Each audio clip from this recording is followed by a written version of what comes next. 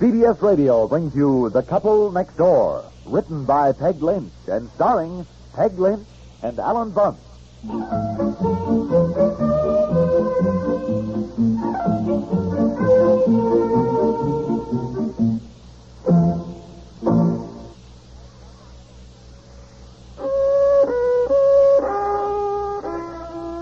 Are you out of tune because of irregularity?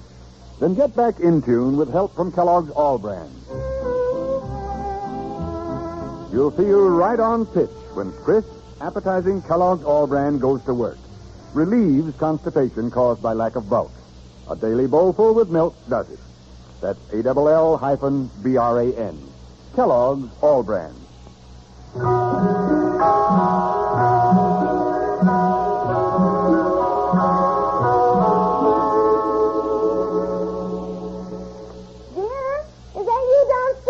Yeah.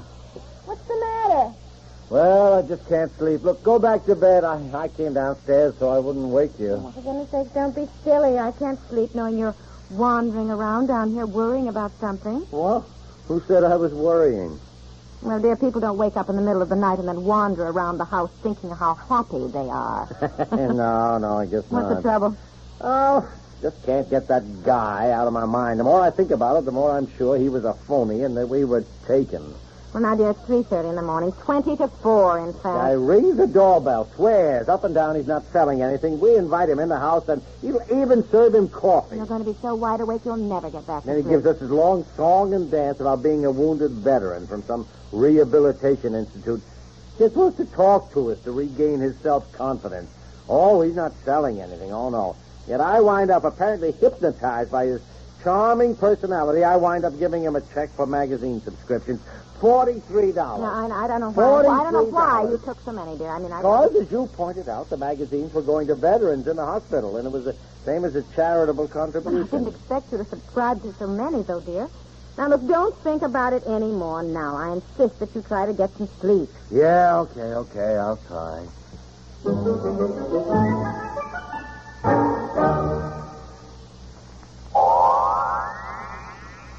Oh, this miserable cold and my sinuses. Haven't you heard about Dristan?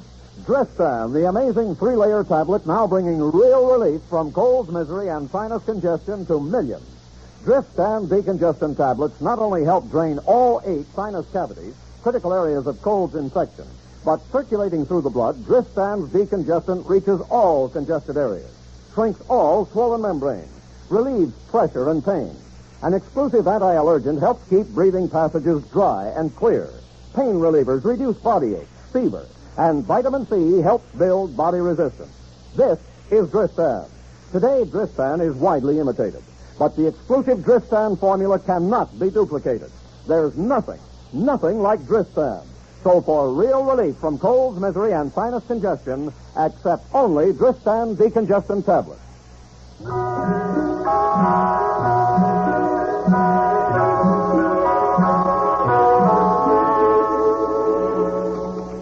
Good heavens, are you down here getting your own breakfast? Yeah, I'm sorry, dear. I didn't hear the alarm. No, I turned it off. I never got back to sleep after I was up in the night, anyhow. But you might as well rest. I wish you'd stop worrying, sweetie. Well, I can't. I feel like a fool. I just don't know what to do about it. Well, I don't see much what you can do, dear. You gave the man a check. However, I couldn't get back to sleep right away either after we were both up, and I was wondering, isn't there some way you can stop payment on the check? It's funny, because actually that's the one thing I was thinking of, too. Of course, I don't know how you stop payment on a check, but... Well, you just call the bank and stop payment, that's all. Of course, the bank doesn't open until 9. Call right at 9 o'clock. No, I'll be at the office. I hate to call from there. Why? Well, I'd just as soon nobody at the office knows I was taken in by a phony door-to-door salesman. The worst of it is you don't know he's a phony. You're going to feel just terrible if it turns out he really is a wounded veteran from Guadalcanal. That is true. However, I'm going to feel worse if it turns out I've given a $43 check for magazine subscriptions to a veteran from Leavenworth. Oh, honey. Well, eat your breakfast. It's still early. You can't stop payment on the check anyhow until the bank opens at 9. Oh, dear, I can't believe that nice Mr. Collins was crooked. We're going to feel terrible if it turns out he isn't.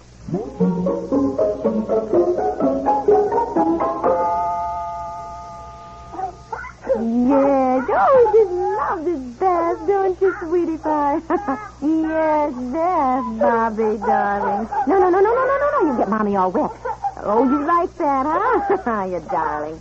Yes. Good heavens, I thought you'd gone to work. Oh, no, I'm waiting to call the bank to stop payment on that check. Oh, you're going to be so late getting to the office? Well, no, I called him. I told him I didn't feel well, which heaven knows is the truth. Boy, hard as I work for my money, then to think I just hand it over blithely to some crook. Honestly, I wish you'd stop talking about it, I can't stop thinking about it. When you made an idiot of yourself, there isn't much else you can think about. Well, call the bank. It's 5 to 9. No, I tried. Nobody answered. How does a bank stop payment on a check? Yes, here's your boat. Oh, he loves his bath, so don't I told you the bank just stopped payment, that's all. But if this Mr. Collins had the check, couldn't he have cashed it last night at a drugstore, a bar, or a hotel? No, I don't think so. He's no doubt a stranger in town. Places like that won't cash checks if they don't know you. Well, he might find some place to cash it, Well, it doesn't matter. When that place tries to cash it at the bank refuses to honor it, that's all. And the place that cashed is stuffed for the money? Yeah, sure, that's right. Oh. Did you make out the check to this Mr. Collins personally? No, that's the only redeeming thing. I made it out to a LaSalle's magazine service in Plainville. Plainville? Oh, it's about 40 miles from here, isn't it? Yeah. Then he'd have to get the check to them to cash it, wouldn't he? Well, I don't know. Maybe there isn't any such thing as LaSalle's magazine service. I don't know. Well, it's 9 o'clock. Call the bank, stop payment, and stop worrying. Yes,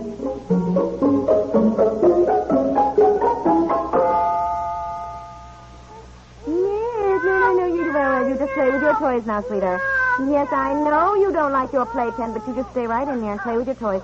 Look, Mommy's got work to do. Here's your teddy bear. Here's your teddy bear. And why don't you go to work? You stopped payment on the check, didn't you? Yeah, I called the bank. Well, then stop worrying about it now. I just called the Veterans Bureau here in town, too. Oh, did you? What did they say? Well, I didn't like to say who I was, so I just said some guy had come around to the house last night, appeared to be a wounded veteran from some rehabilitation institute, that he claimed he wasn't selling anything, that he was on crutches, said he'd been in hospitals for the last 15 years, practically, and that Well, I tell you, the more I went on about it, the more idiotic I sounded. Go on. What did you say to him? He said he seemed very charming, and that he said he was supposed to go around talking to people to regain self-confidence. Yes. He showed us pictures of his wife, 4 children, his mother and father, and letters from important business people he'd met. Yes. And that despite the fact he said he wasn't selling anything, I wound up after 2 hours buying magazine subscriptions. Yes. I told him. Well, what did the Veterans Bureau say? Well, the guy said he didn't know whether the guy was on the level or not. He said some of them were and some of them weren't. Well, he was helpful. Well, really, he was right. The Veterans Bureau can't keep track of all the phonies running around pretending that they're veterans. No, I suppose not. Oh, dear. Well, what do you think? I think just what I thought the minute that guy zoomed his car out the driveway last night. I have been a sucker. Well, look, you stop payment on the check so you won't be out the money. Now forget about it. Well, what now? Well, look, if the guy was on the level, just as you said, I'd feel terrible to think I didn't have the decency to help a veteran. On the other hand, if he was a phony, oh, golly, I just don't know what to do. Well, if you're that upset about it, why don't you try and check up on him? Call somebody else. Who? Oh, police. Call them or stop in at the police station. Well, I'd have to give my name. I'd have to do that. I don't like admitting I got taken in. Oh, honey. Well, here I am. I live here in this town. I know people. Officer of the Chamber of Commerce. You'd think I'd know enough not to be swindled. I'm supposed to be for your own peace of mind, stop in at the police station on your way to work, and you better get to work, or you'll be out of a job, which is worse than being swindled. Now go. Yeah, okay. All right, I'll stop in at the police station.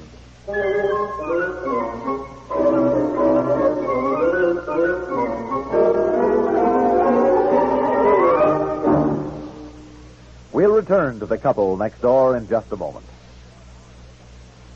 Without raising an eyebrow of his own, that casual country boy, Pat Buttram, can raise a laugh from coast to coast.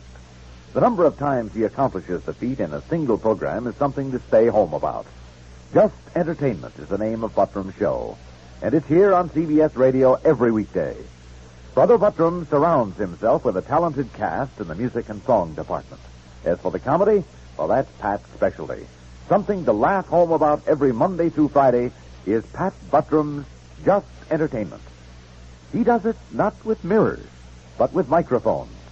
In all modesty, though, Pat admits he has no copyright on comedy during the day. He gets lots of help from lots of great daytime personalities, like Arthur Godfrey and Gary Moore, and like Art Linkletter. And when you're talking about daytime fun, it's impossible to omit Art Linkletter's House Party, another wonderful thing that happens weekdays on CBS Radio.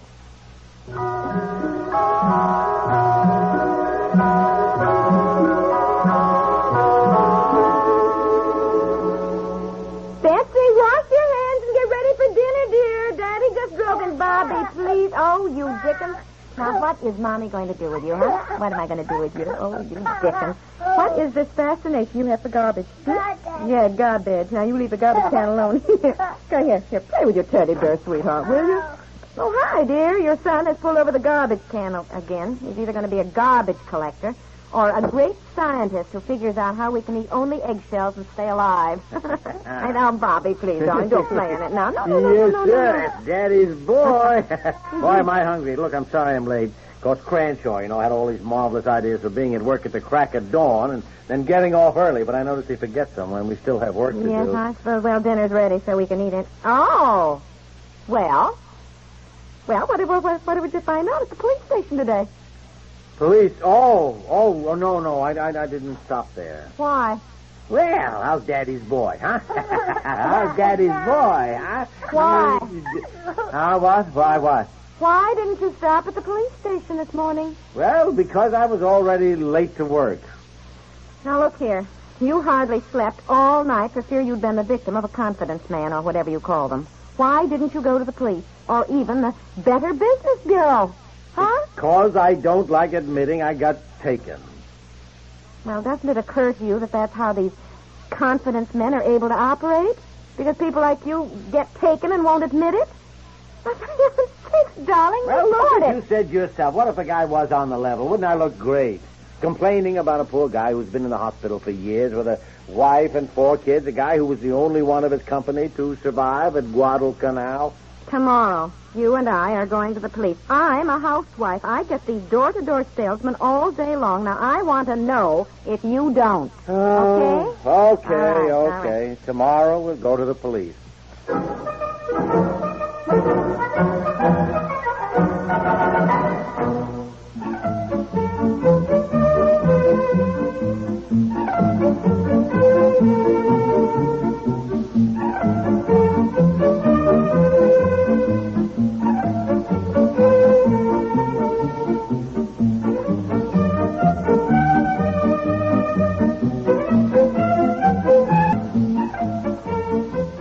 The Couple Next Door stars Peg Lynch and Ethel and Bunce.